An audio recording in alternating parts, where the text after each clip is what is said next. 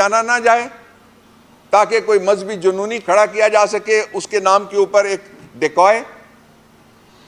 इमरान खान से ज़्यादा किसने आलम इस्लाम में और आलम इंसानियत में, अक़वाम मुत्तहिदा में और मगरबी दुनिया में रसूलुल्लाह सल्लल्लाहु अलैहि वसल्लम पे हमारी हज़ार जाने कुर्बान आपके लिए मुकदमा लड़ा?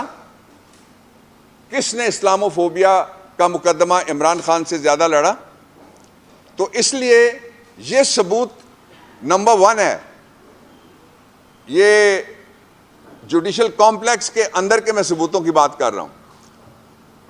हुकूमत जवाब दे कि वो कौन था जिसने सिक्योरिटी के सीसीटीवी कैमरास को बंद किया। दूसरा, आप ये कंफर्म कर लें, वहाँ रजिस्ट्रार हैं, दूसरा अमला है, फाजिल अदालतें बैठती हैं। एटीसी के कोर्ट के अंदर की सिक्योरिटी, आप लोग कवरेज जो करते हैं उनको मेरी बात ज़्यादा समझ आ रही होगी और कुछ चेहरे मुझे नज़र आ रहे हैं वहाँ। वो अंदर की सिक्योरिटी उस दिन टोटल गायब थी। वहाँ 8 से 12 के करीब, 15 के करीब लोग बैठे होते हैं जो इंसदाद दहशतगर्दी की अदालत है। वहाँ ऑफिशियल सीक्रेट्स एक्ट के मुकदमे 2 दिन चलते हैं और जो 7 दिन हैं उनमें से 5 दिन और वो इंसदाद दहशतगर्दी के मुकदमे, जिसमें बड़े बड़े मुकदमे हैं, वो सुने जाते हैं। इसलिए वहाँ सिक्योरिटी वाले बैठते हैं। वो कौन था जिसने सिक्योरिटी वाले उस दिन वहाँ से हटा दिए? ये जुडिशल कॉम्प्लेक्स के अंदर से दूसरा सर्कमस्टांशियल पीस ऑफ एविडेंस कौन था? इसका हुकूमत जवाब दे। तीसरा सर्कमस्टांशियल पीस ऑफ एविडेंस, उस अदालत के अलावा जो जुडिशल कॉम्प्लेक्स की अंदर सिक्योरिटी थी, वो सिक्योरिटी का एक एहलकार भी वहां उस वक्त मौजूद नहीं था। वो एहलकार किसने वहां से हटाए? वो कौन था? हुकूमत जवाब दे जिसने वो एहलकार हटाए हैं। क्योंकि हुकूमत कहती है उनको पता है कि कोई गैर मुल्की भी पता है कि एजेंसी है, वो मारना चाहती है इमरान खान को। क्यों मारना चाहती है ये नहीं बताया, और कहते हैं कि मारा जाएगा कहाँ, खुदा ना करे कहने वालों के मुंह में खाक, लेकिन दोहराना पड़ रहा है मजबूरन। वो कहते हैं मारा जाएगा तारीख पेशी के ऊपर। अब जो उसके अंदर का चौथा सबूत है वो मैं आपके सामने रखना चाहता हूं। क्या क्या इलेक्ट्रॉनिक्स वहां पे बंद थे सुबह से जब अदालतें आके बैठी हैं, ये भी आप जाके पता कर लें। जब कोई आएगा तो जैमर लगेंगे, ये तो समझ में आने वाली बात है। अदरवाइज वहां उस कोर्ट और प्रेमिसेस में जैमर्स नहीं होते। बाहर से जो गाड़ी आती है उसके साथ जैमर्स की गाड़ियां दौड़ती हैं या उसके ऊपर इंस्ट्रूमेंट लगा होता है। और जो इसमें आखिरी बात सर्कमस्टांशियल एविडेंस जो मैं आपको 5th है गालिबन मैं रखना चाहता हूं आपके सामने, वो ये थी कि आप जाके ये पता कर लें कि लोग बाहर से जोर लगा रहे थे, लेकिन उससे पहले ही जो अंदर से कुंडा किसने खोला, ये चीजें सामने आएंगी। 13 तारीख को याद रखिएगा, 16 तारीख को भी याद रखिएगा, 14 तारीख को भी याद रखिएगा। वहां जो दरखास्त जमानते हैं वो उनकी समात होनी है। उसमें वीडियोस जज साहिबान अपने नुक्ता नज़र से, जज साहब जो सुनेंगे वो यकीनन देखेंगे और हम अपने नुक्ता नज़र से वीडियोस पेश करेंगे वहां पे। अब मैं वापस चलता हूं जुडिशल कॉम्प्लेक्स से, आपको लेके चलता हूं मैं। फिर अगला सबूत जो है सर्कमस्टांशियल एविडेंस है उसके ऊपर, वो क्या है? वो ये है कि अहमद नियाजी इंचार्ज हैं इमरान खान की सिक्योरिटी के, और उनके साथ कुछ दूसरे ऑफिशियल्स और हमारे वॉलंटियर लड़के हैं। जान पे वो खेल के आपने देखा किस तरह से वो यहाँ बारिश में गिरते हैं और उठ के फिर दौड़ के गाड़ी की तरफ, अस्पताल की तरफ नहीं दौड़ते। वो हमारे जानिसार हैं। उन सब पे पर्चे क्यों किए जा रहे हैं? ताकि इमरान खान को पर्सनल सिक्योरिटी से भी महरूम कर दिया जाए। सिक्योरिटी के एतबार से दे वांट हिम कि वो अकेले हो जाएं और उनकी गाड़ी नंगी हो जाए, कोई सिक्योरिटी वहां उनके साथ ना हो। ये जवाब दे हुकूमत कि वो कौन है जिसके कहने पे उनको ये इतला मिलने के बावजूद भी वो इमरान खान की जाती सिक्योरिटी के ऊपर भी पर्चे कर रहे हैं, ताकि उनको उस सिक्योरिटी से भी महरूम कर दिया जाए। इससे भी अगला सबूत जो मैं आपको देना चाहता हूं वो अगला सबूत ये है कि इमरान खान जिस तरीके से लोगों को हटाया गया सिक्योरिटी जुडिशल कॉम्प्लेक्स से, उनको टारगेट करने के अलावा हुकूमत बताए और क्या वजह थी कि उन सिक्योरिटी के लोगों को और सिक्योरिटी मेजर्स को वहां से रिमूव किया जाए। उसका एक मिसाल बेनज़ीर की शहादत वाले दिन की मिलती है। पहले एक फॉल्स फ्लैग चलाई गई न्यूज़, कहा गया कि कोराल के पास नवाज शरीफ पे अब हमला हो गया है, बहाना बना के सारी सिक्योरिटी वहां से शिफ्ट की गई। और जब हमला होता है, एक्चुअल जो हमला होना था, तो उस वक्त कोई सिक्योरिटी किसी जगह मौजूद नहीं थी। सिक्योरिटी वाले तब आए जब उन्होंने फोरेंसिक एविडेंस ज़ाया करने के लिए जो शहादतों की जगह थी उसको पानी से साफ किया था। क्या उनको इंसाफ मिला? जवाब कौम जानती है। इसलिए वहां सलमान वाला, यहां लियाकत बाग वाला, ये फार्मूला, वो कौन है हुकूमत में से जो ये सारा कुछ कर रहा है? जवाब दे हुकूमत।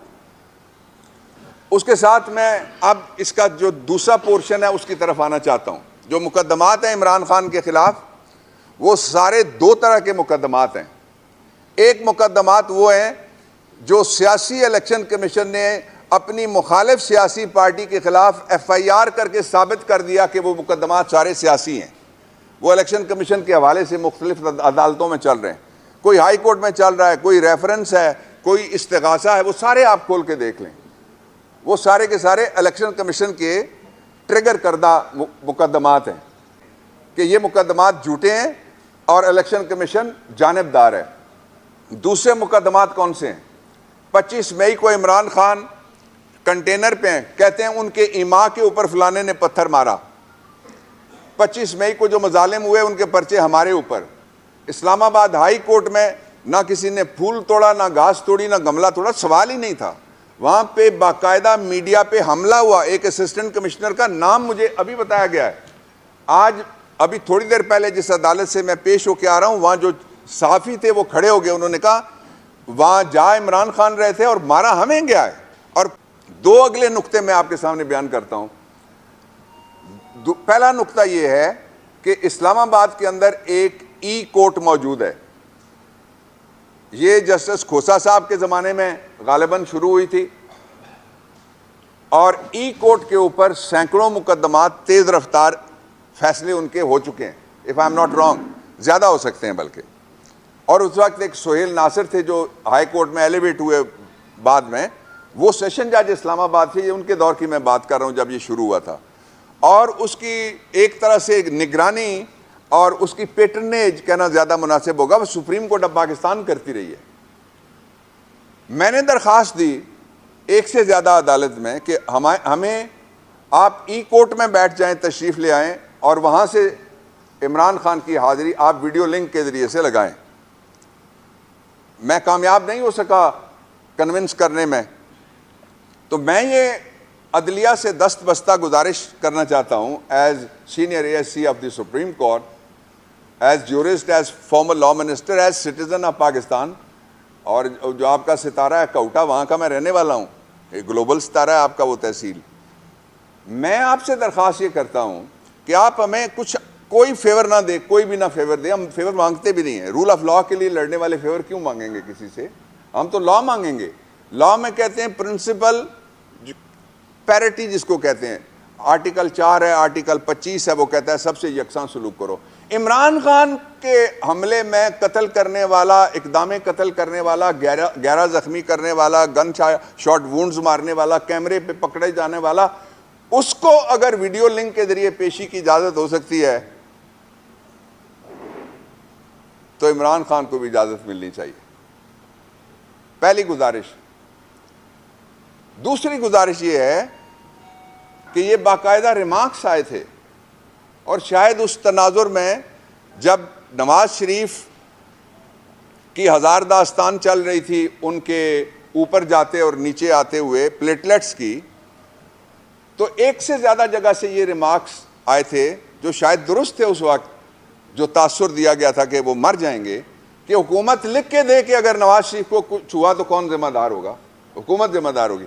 मैं मुतालबा करता हूँ शहबाज शरीफ मेरे पहले मुकदमे का जो बड़ा मुलजिम है, जो पहला मुकदमा है हमारा, जिसकी FIR अभी होनी है वजीराबाद में, वो ज़रूर होनी है इंशाअल्लाह उल अज़ीज़, और उनको तरीका पता है, वो सब्ज़ाज़ार से बरी हो सकते हैं, उनको तरीका पता है वो मॉडल टाउन 1 से बरी हो सकते हैं, वो तरीका जानते हैं वो मॉडल टाउन 2 से निकल सकते हैं, वो तरीका जानते हैं वो FIR रोक सकते हैं वजीराबाद की।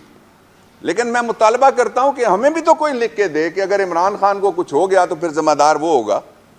हम हुक्मरानों से ये मुतालबा कर रहे हैं। तीसरी और आखिरी बात मैं ये आपके सामने रखना चाहता हूं कि जो मुकदमात हैं सारे के सारे, वो मुकदमात किसी भी अदालत में इस काबिल हैं कि उनको डिस्चार्ज कर दिया जाए, और उसका सबब ये है कि मुकदमात में लफ्ज़ इस्तेमाल हुआ है इमा की बुनियाद पे अली अवान शरीक, इमा की बुनियाद पे बाकी सारी हमारी क़यादत वो शरीक। तो ये जो इमा वाले मुकदमे हैं, इमा की एविडेंस अगर ना हो तो इसमें तो दहशत गर्दी में तो लिखा हुआ है जो झूठा पर्चा करेगा उसको अदालत कैद करेगी 3 साल। तो आखिर में मैं आपसे ये अर्ज़ करना चाहता हूँ कि ये इंतहाई, मैं अदलिया से ये अर्ज़ करना चाहता हूँ कि सर ये इंतहाई सेंसिटिव मामला है। अगर कुछ हो गया, या तो मेरा बड़ा मुल्ज़िम मुझे लिख के दे दे शहबाज शरीफ कि वो ज़िम्मेदार होंगे, हुकूमत ज़िम्मेदार होगी। अगर कुछ हो गया तो उसके बाद पछताने के अलावा क्या किया जा सकता है? और पाकिस्तान को, जिसको पहले इन्होंने खाई में धकेल दिया है मुआशी तौर पे, उसमें इतना बड़ा क्यास होगा उसके बाद तसव्वुर भी नहीं किया जा सकते। अल्लाह ताला इमरान को, उसकी दुआ करने वाले सारी दुनिया में मौजूद हैं और सबको अल्लाह ताला सेहत सलामती दे। तो मैं ये दरख्वास्त करना चाहता हूँ कि इमरान खान को ज़रूर रूल ऑफ लॉ के मुताबिक उसके साथ मुसावी सलूक किया जाए, लेकिन उसको वीडियो लिंक के ज़रिए से पेश होने की इजाज़त दे दी जाए। ये वाहिद आदमी है जो मेरे साथ 2018 में इलेक्शन कमीशन में जाके पेश हुआ, जो मेरे साथ 2020 में पेशावर हाई कोर्ट में जाके पेश हुआ, जो वजीराबाद के अलावा भी लाहौर हाई कोर्ट में जाके पेश हुआ। ये वो वाहिद पाकिस्तान का लीडर है जो फाजिल सिविल जज के पास पेश हुआ, फाजिल एडिशनल सेशन जज के पास पेश हुआ, फाजिल सेशन जज के पास पेश हुआ, फाजिल बैंकिंग जज के पास पेश हुआ, फाजिल इंसदाद दहशत गर्दी के जज। तो कौन सा रह गया है ऐसा इंसाफ का दर? और सुप्रीम कोर्ट ऑफ पाकिस्तान में खुद सबसे बड़ी जो इस्लामाबाद के शहरियों के लिए काम किया गया था, उसमें मैं उनका वकील था। ये 2017 के अंदर हम पिटीशन लेके गए थे जिसके ज़रिए से हमने बोटेनिकल गार्डन इमरान खान ने बचाया। वो खुद कहने लगे मैं इस केस के लिए बाबर खुद चलता हूँ साथ, और वो खुद जाके वहाँ पे खड़े हुए। जो रूल ऑफ लॉ का चलता फिरता एक ताबेदार मौजूद है, वो किसी गवर्नर पंजाब या गवर्नर KP की तरह ये नहीं कहता कि मुझे नहीं पकड़ा जा सकता अगर मैंने